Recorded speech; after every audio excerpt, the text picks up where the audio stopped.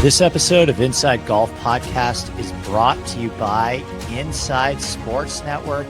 What's up, everybody? It's your boy, Boston Capital Toodle, Steve, on the Hold the Green podcast. All right, we are live. Tapping birdie. All right, Carson Young is here. I bet Ludwig at 28. Let's go. I bet him at too? I bet him at 25. Low sevens. I think there's some guys in here we like. Harris English at 7,300. I love Brian Harmon at 3.5% this week.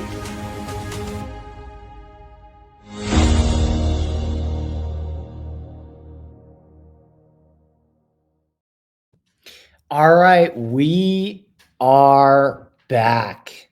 This episode of Inside Golf Podcast is brought to you, of course, as always, by Inside Sports Network. Big announcement. We've got Wimbledon starting on Monday. And I believe at ISN, we have the best tennis community in the game, led, of course, by the great Rishi, who will be coming on this podcast tomorrow for a quick little 20-minute segment previewing Wimbledon. Of course, as always, the lion's share of the best information and his plays you're going to need to be in the Discord for. But he's going to come on the pod and preview a little bit of Wimbledon and what you can expect at ISN with our tennis content. So now is a great time to sign up. Keep in mind, if you sign up for Inside Sports Network right now, there's not a separate price for any of our tennis content. So you get all of the golf stuff, all of my course previews, the best ownership in the game, of course, access to our premium show on Wednesday night, which is really where the magic happens. This free podcast is supposed to be kind of an intro to what you get behind the scenes at Inside Sports Network. But really, I think the best stuff that we do is in that Discord channel. And of course, our Wednesday night premium show where we really run through our player pools. You get me, Kyle, and Rishi. And I think for most subscribers, the case is if you are able to kind of combine the best things from me, the best things from Kyle, the best things from Rishi, you are always going to be set up in a great position to win. And we, last week at the Travelers, this week for me at least, I think Kyle and Rishi are doing better than me this week at the Rocket Mortgage. Particularly Kyle, I know, was massively on Pot Guider, and I have no exposure to Pot Guider whatsoever. But at Travelers was our first real week where we kind of just swept the board and all had Keegan together, plus core Jason Day, and I had a ton of Tommy Fleetwood and Russell Henley as well. So that premium show on Wednesday is really where the magic happens. Although this week at the Rocket Mortgage, my picks were kind of lacking, to be totally honest. In fairness to me, I took the week off last week. I went down to South Carolina, played a ton of new golf courses. I had a phenomenal week, and for those who care, there has been a lot of requests for a South Carolina golf trip recap and my thoughts on all of the new golf courses that I played. If you don't care about that stuff, totally understand as well. It's not everyone's bag. I know the vast majority of people that listen to Inside Golf podcasts every week are like, okay, we want the course preview. We want the picks. Don't worry, you're getting all of that in this podcast. We're going to talk about John Deere for the vast majority of this podcast. I'm just giving a little schedule and life update. But so on the podcast feed tomorrow, I'm going to do kind of a two-part episode. Part one is going to be Rishi coming on to give his Wimbledon preview.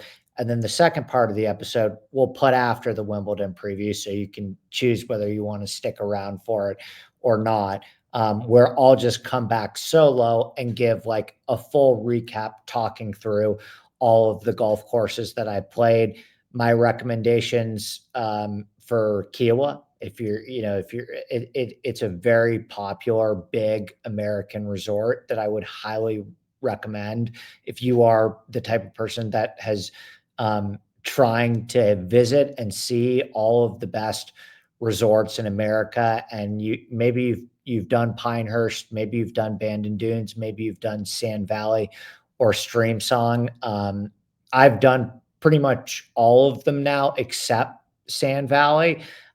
So I would love to talk a little bit about how Kiowa, in my opinion, stacks up to a Pinehurst, or definitely a little bit different than like the experience that you would get at Abandoned Dunes, but it is a great resort and publicly accessible. And there are some really great public golf courses in the area of Kiowa as well that you can combine into one trip. So, for example, I would recommend personally, if you're going down to Kiowa Island to play the ocean course, Charleston Muni, which I really liked. I know some people think it's overrated. I can talk about why I like Charleston Muni and why I think there should be more public golf courses like that in more cities in America. That's a very short drive from where you would be staying at Kiowa Island. So that's a very easy golf course that could provide a nice change up or a little bit of an off-speed pitch if you're used to getting your butt kicked at the ocean course a couple times and some of the other golf courses at Kiowa, which are quite hard as well. So anyway, I will talk about those golf courses in South Carolina that I got an opportunity to see on the Monday podcast. Today, we're going to talk mainly about John Deere. I don't have much to say about the Rocket. I kind of jumped in on Wednesday without really a ton of research. I just wanted to come on the premium show and give like a baseline player pool and a half-assed outright card. And I mean, I have Davis Thompson with a shot today. I did get a 4 of 4 core through the cut line, but it may be the most gutless core to make the cut in terms of like EVR. I was very heavy on EVR this week, and EVR made the cut on the number and has done nothing. He's in like 80th place.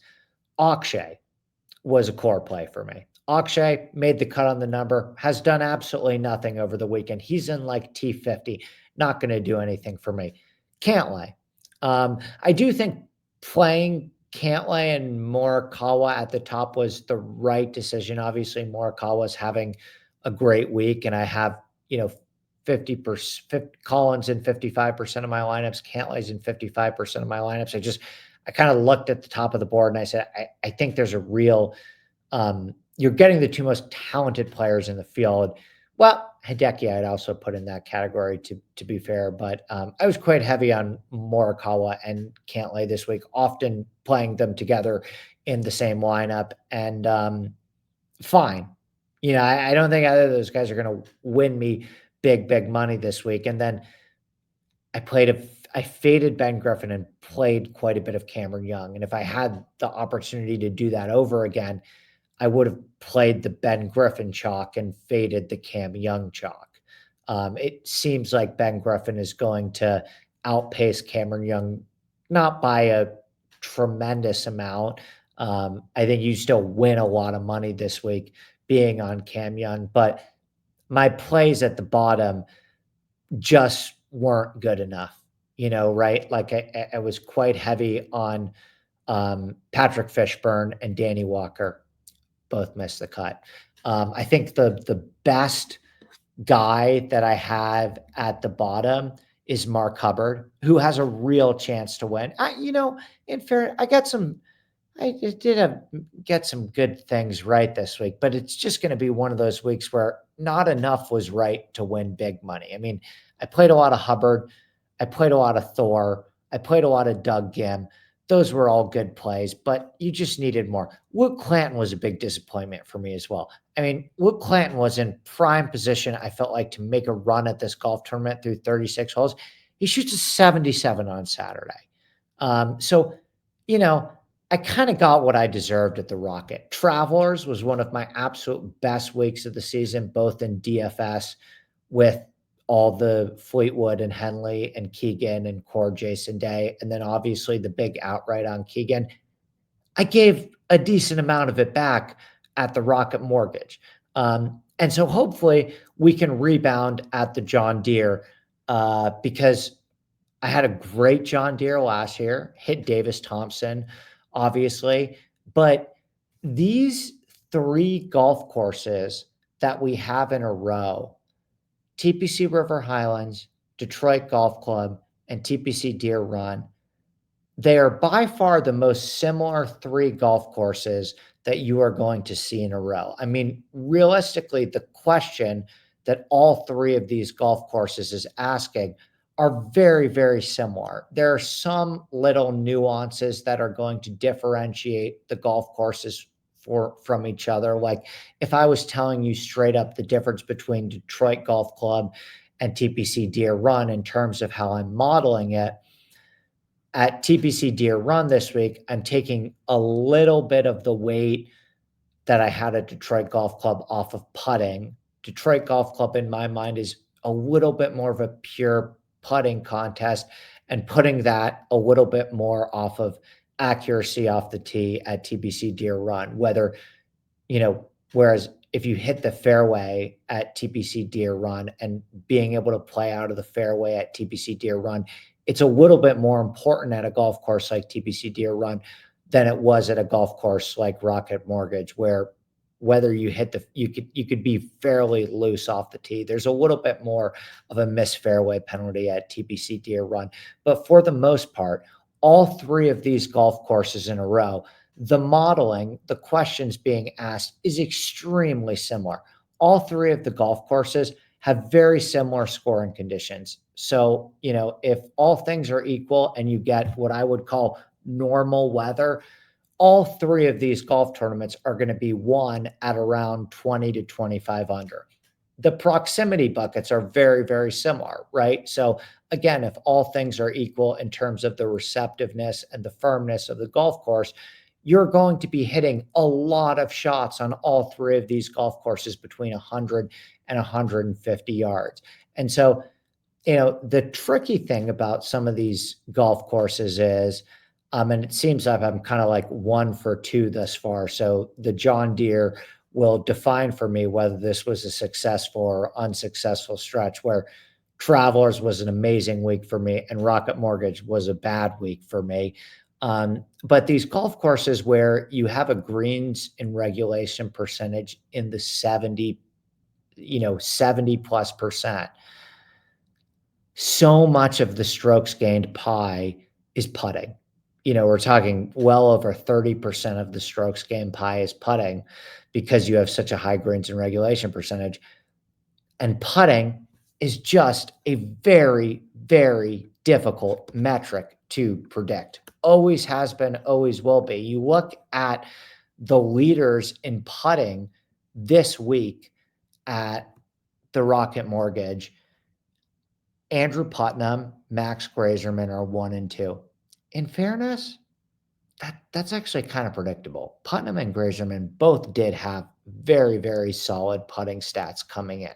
But then it is Matt McCarty, Matthew Riedel, Thor Bjornsson, who I did play, Peter Malnati, Dominic Clemens, Chandler Phillips, Jackson Suber, Harry Hall, Nico Echevarria, Sammy Valimaki, Gordon Sargent, Nick Hardy, Thorbjorn Olesen, Chad Ramey, Noah Goodwin, Michael Kim.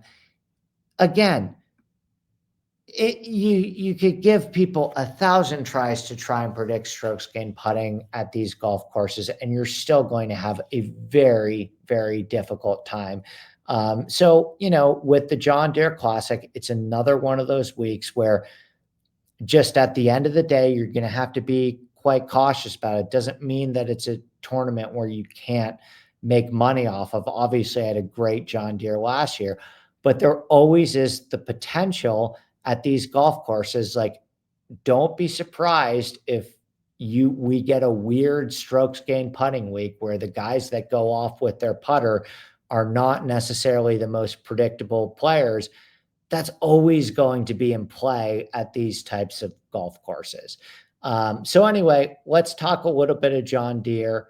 I apologize as well, by the way. I have a new sound mixer coming. I'm recording this right now off my MacBook speakers without my microphone. I am in New York right now and will be in New York for a while. So, the benefits of me being in New York is I'm back on East Coast time. So a lot of my stuff for the folks at Inside Sports Network in terms of like my ownership, some of my podcasts, a lot of that stuff's going to come out earlier on the East Coast because I'm not anymore on the West Coast waking up at 7 or 8 a.m. on a Sunday morning, doing a little bit of research in the morning, starting my day and stuff, and then recording this podcast that I'm recording right now at like 10 or 11 a.m. Pacific time, aka it comes out at 2 or 3 Eastern time. I'm recording this right now at 11 a.m. Eastern on Sunday morning. So hopefully some of my content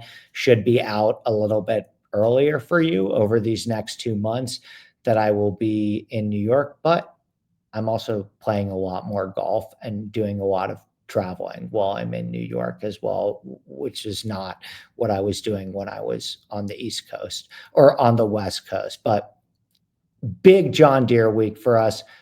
I don't have any golf scheduled this week. I'm going to be very locked in from now all the way through the Open Championship because I really want to have a huge, awesome Open Championship. It's our final major of the year at Inside Sports Network. It's kind of our last big week of the year to kind of show people what we can do and what we can provide before, kind of an off season where, we dabble into launching our best ball product and dive more into our tennis product and our NFL product. And we kind of put our golf content a little bit to the side and grow in different ways and expand into different sports, which is something I'm incredibly excited to share with all of you guys in the upcoming weeks and months. Our team's been working very hard at that. But yeah, John Deere for me.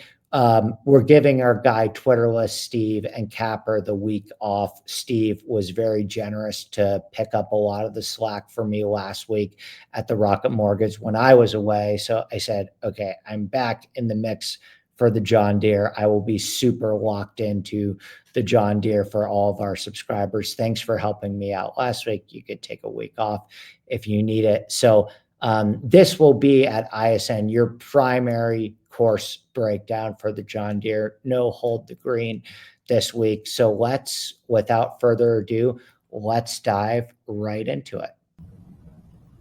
Okay, so John Deere Classic.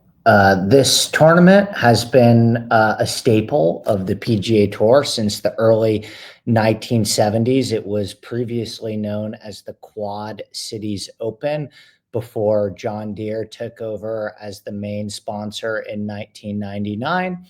And since then, we have been going to TPC Deere Run for the last 20 years, pretty much. I would put it in the bottom 10 golf courses on the PGA Tour in terms of the architecture and interest of the golf course. I would say compared to Detroit Golf Club, it's a little bit more of an interesting test from tee to green. There's some more elevation changes. It's on a better piece of land. It has a little better topography, but the greens are a total nothing burger. It was designed in 1999 by D.A. Weibring. The PGA Tour came in and did a bit of a redesign in 2006, 2007, just like a place like TPC River Highlands and Detroit Golf Club. It is long overdue for an update. I mean, the current version of TPC Deere Run barely tests pros in any way, shape, or form. The biggest pushback and difficulty of the golf course is that the rough is kind of long, but the fairways are wide and very generous. So it's not typically all that difficult to hit the fairways at TPC Deere Run. But if you are extremely inaccurate and you spray the ball, you're definitely going to have a harder time scoring than those who are consistently playing from the fairway. And so it is a golf course where um, accuracy is a part of my model. I think you get a huge advantage if you are able to consistently play from the fairway at TPC Deere Run. There are still obviously going to be some paths to victory if you're not really hitting too many fairways at all, but it's more of an accuracy over distance golf course. It's not the driver usage percentage at this golf course is right around tour average. It's the type of golf course where if you want to hit a million drivers and you have the ability to be long and straight, you can definitely gain an advantage. But it's such a short golf course with a lot of short to medium length par fours that if you are short and inaccurate, you're not going to get totally screwed here. And that's why it's not a golf course where I would weigh distance at. The golf courses where you really want to weigh distance are the golf courses where if you are short and inaccurate, you're kind of screwed and hitting a bunch of long irons. And TPC Deere Run is not that. It is just short enough with enough proximity buckets. There's a lot of shots on this golf course between 100 and 150 yards. So again, it's, a little bit more of an accuracy over distance golf course, but for the most part, the two main things that you want to focus on the same way at TPC River Highlands and the same way at Detroit Golf Club is that over accuracy off the tee, over distance off the tee, over short game. I am still taking on this golf course at the end of the day, wedges and putting. Wedges and putting are the name of the game at these three golf courses above everything else. Is number one, you want great wedge play, and number two, you want great putting. And so Davis Thompson won this tournament last year at 28 under par over my guy Thorb Jornsen and Clanton. Thompson was 25 to 1 on average. I think I bet him at 33. The scoring average is minus 2.33, which is even low for TPC Deere Run. Prior year, Sepp Straka, JT Poston, my guy Lucas Glover, who I like quite a bit this week, and Dylan Fratelli with an average scoring, winning score of around 21 under par and a scoring average that usually plays around a stroke and a half under par. And it is, in terms of the agronomy and length, par 71, 7,289 yards, bent grass fairways, measuring around 36 yards wide, so pretty wide fairways. Rough is Kentucky bluegrass with fine fescue measuring 4 inches. Greens are 5,500 square feet with this beautifully pure strain of L93 bent grass that run 12 on the stem. So no POA in these greens would be a slight other difference that makes it easier on this golf course to hole putts. And that's why you'll see quite a bit of poor putters be able to gain a bunch of strokes putting on this golf course. Lucas Glover being a prime example of that because the greens are just so easy. And again, it's just another perfect, like if I was giving the dictionary definition of a bent grass birdie fest, it would be TPC Deere Run. And again, we've kind of seen just as many bombers as we've seen shorter hitters succeed here. Like I said, the kind of biggest difference between the two is that TPC, when talking about Detroit Golf Club and what we saw last week, Detroit Golf Club has harder greens than TPC Deere Run, and TPC Deere Run is a little bit more of a challenge off the tee. But my model's incredibly similar for both golf courses. And I mean, Michael Kim kind of explained the formula at TPC Deere Run very well after his 2018 victory. And I quote, guys like Zach Johnson, Jordan Spieth, this is a Michael Kim quote, by the way, Zach Johnson, Jordan Spieth, Steve Stricker, guys that don't necessarily bomb the ball, but with a good wedge game and putting, that's the key, they can do well. So kind of along the same mold. Greens are great. They're soft, they're rolling true, and they're bent greens. So you've just got to hit your line. And it is a golf course where you can kind of like randomly come out of nowhere and totally just spike with your putter and win the golf tournament like we saw Michael Kim do in 2018. But in fairness, the last couple of years, the winner in at least the last 4 years have been in that 30 to 50 to 1 range. Thompson was 30 to 1. Straka was 50 to 1. Poston was around 50 to 1. And Glover was around 50 to 1. So, I don't necessarily think it's like totally the week where I'm looking to invest a lot of money at the top of the board. By the way, this might be the worst field that we have all season. I mean, truly, Ben Griffin is going to be the favorite at this golf tournament. Ben Griffin is the best player in this field. And then I think number 2 on the odds board, a player I actually like quite a bit this week, and it feels like the perfect opportunity if this guy's ever going to get his win on the PGA Tour. I couldn't think of a more perfect spot for him. I just don't know if I'm going to end up betting him because I think we could wake up on Monday morning and he's literally at 16 to 1.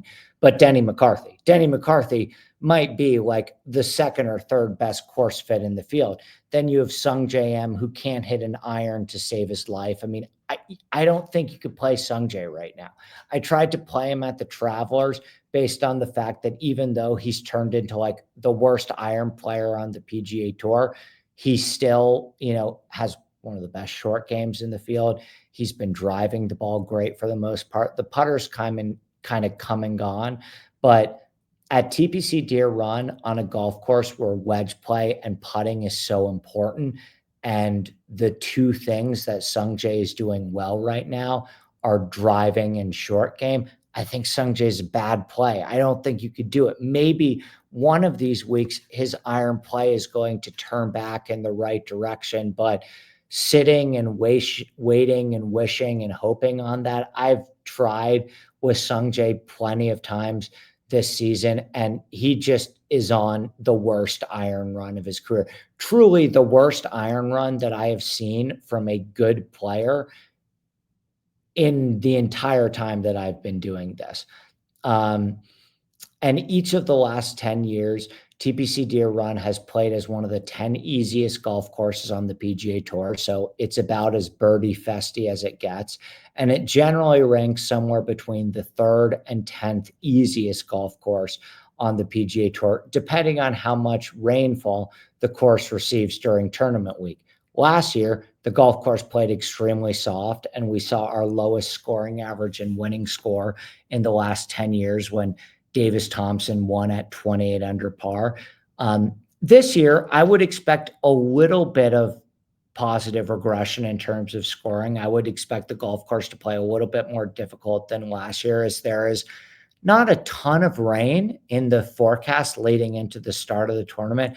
We're going to get some scattered showers on Friday and Saturday, but the golf course is not going to be soaked by any means. And there's even a fair amount of wind scheduled for Friday afternoon and Saturday morning. So, I think maybe this year we get back to a winning score of 21 to 23 under par and a scoring average of minus 1.75 under par, as opposed to the 28 under and minus 2.3 scoring average last year that we saw when the golf course was completely soaked and there was barely any wind at all. But we'll go through the model right now. It's time to spin the wheel once again and hope our players can catch fire on the greens, as this week, my main 2 things, as it has been the last 2 weeks, elite wedge players with a high spike putting percentage who consistently raise their baseline in easy scoring conditions.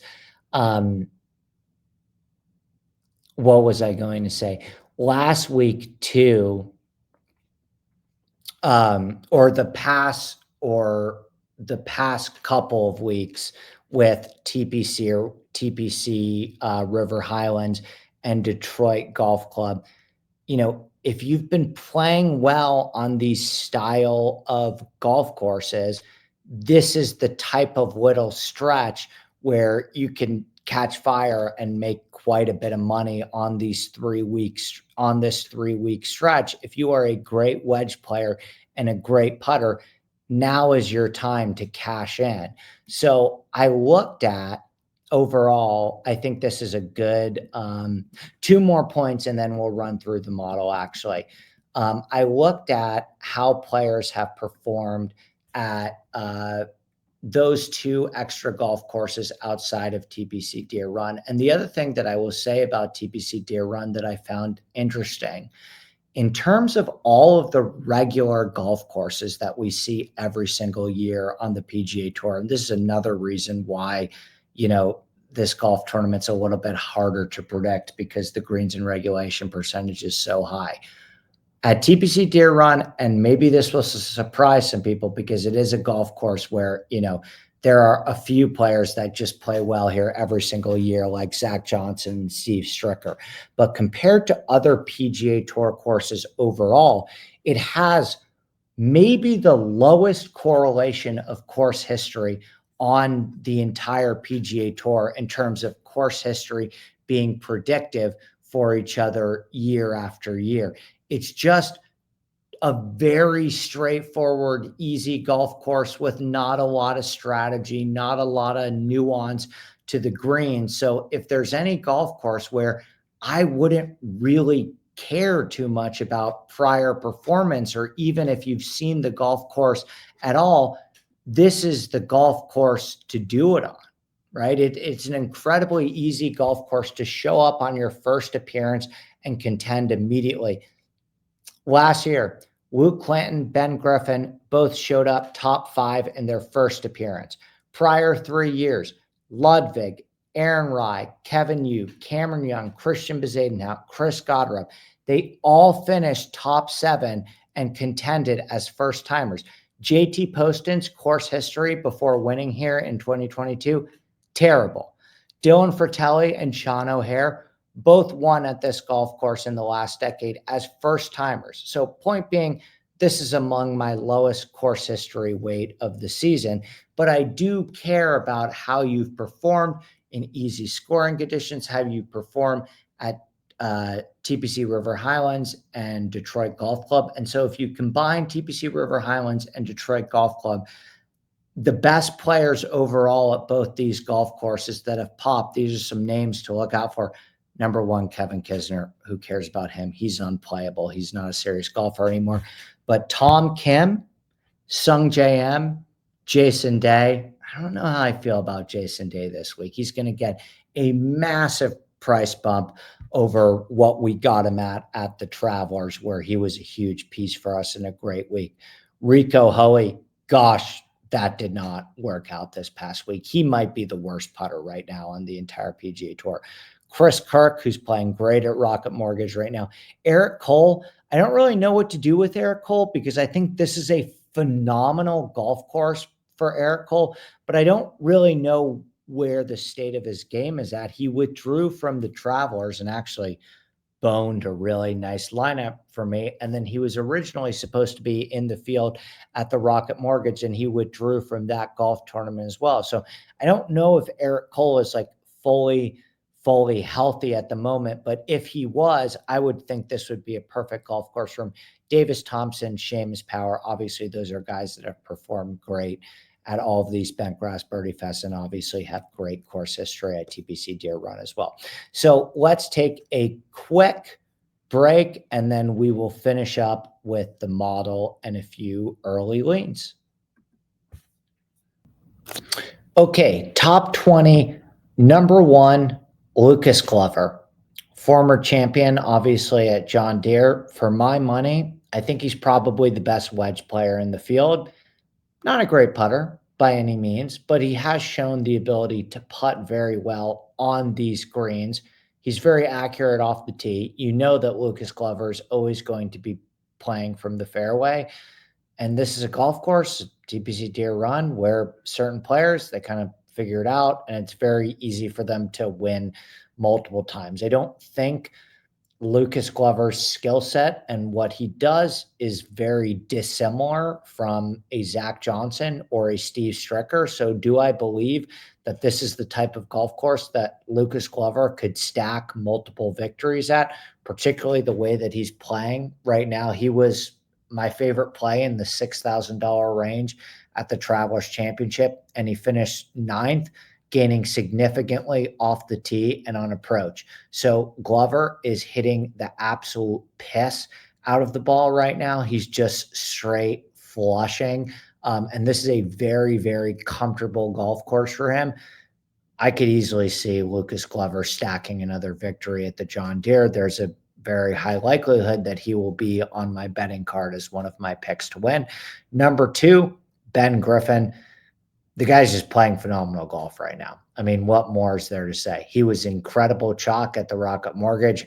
I faded him there, and it doesn't look like he's going to win the golf tournament, but he's certainly a relevant player that continues to just play amazing golf. And any time you're going to a golf, he finished 5th at this event last year and has become a much better player. He's picked up distance. He's driving the ball great. He's a phenomenal wedge player, and he can make a bunch of putts. So there's no reason to believe that Ben Griffin wouldn't just keep playing great golf. If he is less owned than he was last week, I would consider playing Ben Griffin with a little bit more seriousness. Number 3, Eric Cole. We already talked about him a little bit. I think it's a phenomenal golf course for Eric Cole if he's healthy and playing well, but I just don't know the total status of his current game, coming off the fact that he is technically withdrawn from his last 2 events. Number 4, my guy, Davis Thompson. It's hard to go back-to-back. Players have gone back-to-back at the John Deere. In fact, Steve Stricker won it 3 years in a row. Davis Thompson having another great week at the Rocket Mortgage. In fact, I think he has even an outside chance to win the Rocket Mortgage, or at least finish top 5. Probably not going to bet him to go back-to-back, but no reason to believe that Davis Thompson isn't going to continue to stack cash at these Bentgrass Birdie Fest.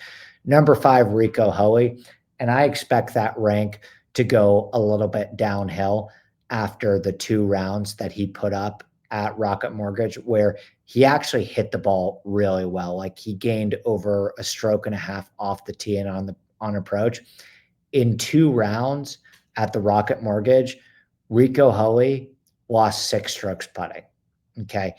And he pretty much ranks in that key range of 5 to 15 feet, where you're going to need to win the John Deere Classic. No matter what you do, you're going to need to make 1,000,000 putts from 5 to 15 feet.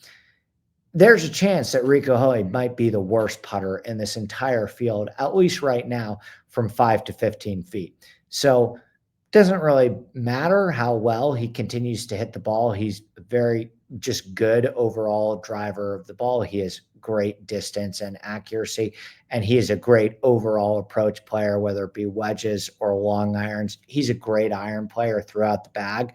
The disparity, I can't imagine how frustrating this is for the guy right now, because the disparity between Rico Hoey's ball striking and putting is probably the biggest on the PGA Tour right now. So I believe in the ball striking so much, and I think these are very, very easy greens for bad putters to kind of find it and regain some semblance of confidence.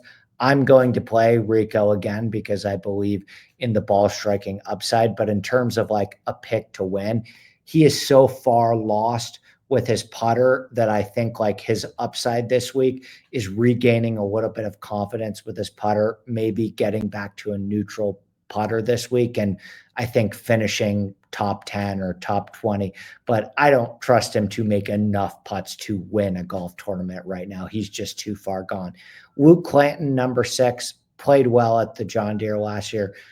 Disappointing week at the Rocket Mortgage. I had pretty high hopes for Luke Clanton at the Rocket Mortgage. I bet him to win. I thought it was a great spot for him to get his first breakthrough victory, and he had a 77 on Saturday. That's not going to cut it. Number 7, Denny McCarthy, we already talked about. I think this is a phenomenal spot for him to get his first PGA Tour victory. I couldn't think of a worse field and a better course fit for Denny McCarthy. Obviously, he's one of, if not the best putter in the field, and he's having a pretty good approach season. Like, I would trust Denny McCarthy's wedges right now for him to gain enough strokes on approach to actually win this golf tournament. 8, Alex Smalley. Another guy kind of like Rico Hoey, where my numbers are just too high on him. I mean, it's a flaw in my personal modeling that because Alex Smalley can put up duds all the time. And he's had a really good season. I mean, Alex Smalley has had a lot of really, really good weeks for me this year where I've had a lot of instances where Alex Smalley has made me a lot of money this year, but he will also put up duds all the time. And we got another complete dud for him at the Rocket Mortgage. I think it's a good fall flag spot. I think he will rebound this week at the John Deere and play well at the John Deere. And then we go 9, Bud Cauley. I have a long history with Bud Cauley. I play him quite a bit. He had another strong week at the Travelers. He continues to hit his irons well. I don't think I'm going to bet him to win the golf tournament, but I think he's very viable as a DFS play. Number 10, Emiliano Grillo.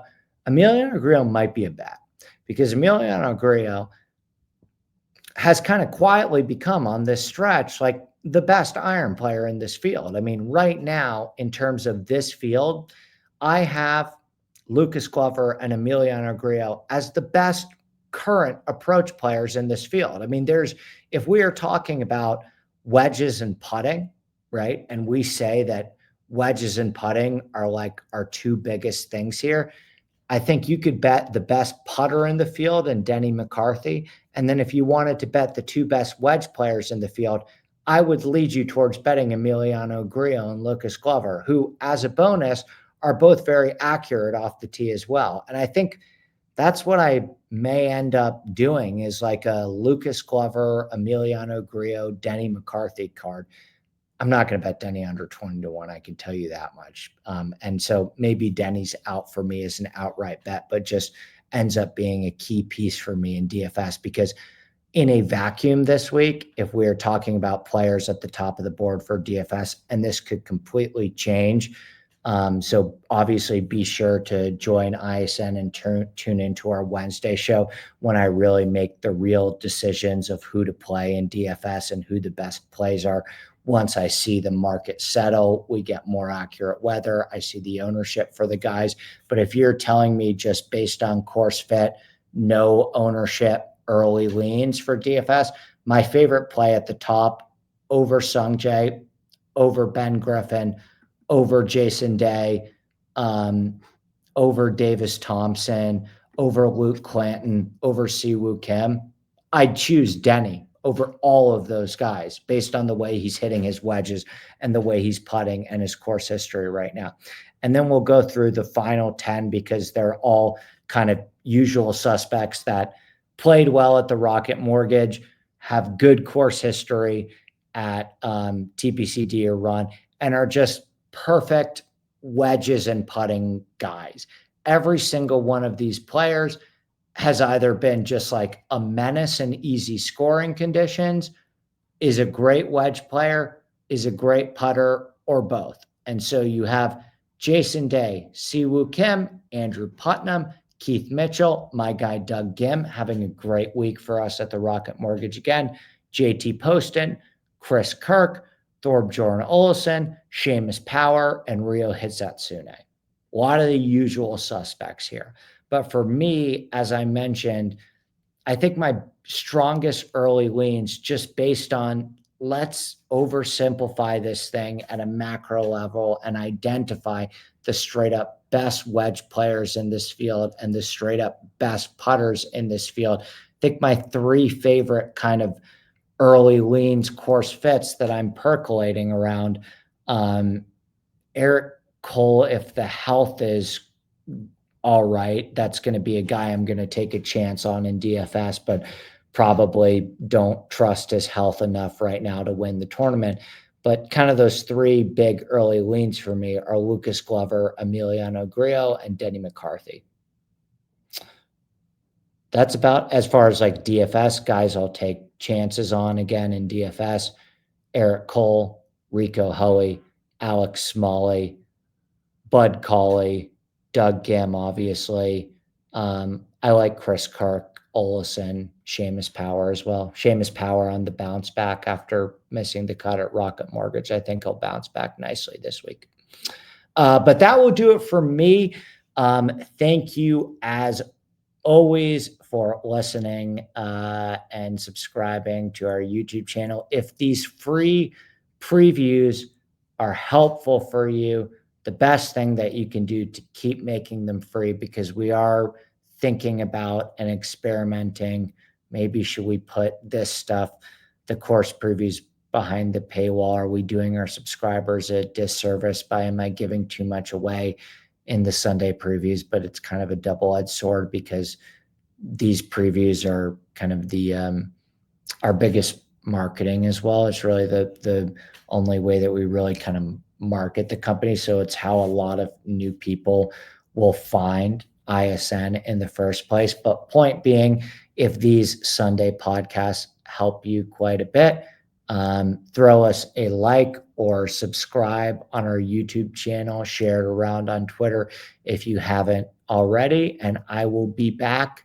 on this podcast feed tomorrow, previewing Wimbledon and talking a little bit more about the best golf that South Carolina has to offer. I've been to South Carolina now twice in the last 7 months. So I can even add in the golf courses that I saw in November, Tree Farm, Old Barnwell, and Congaree, and just make it a big South Carolina, Southeastern United States travel update, as well as what I think will be a better part of the podcast and certainly more actionable is Rishi coming on to preview Wimbledon.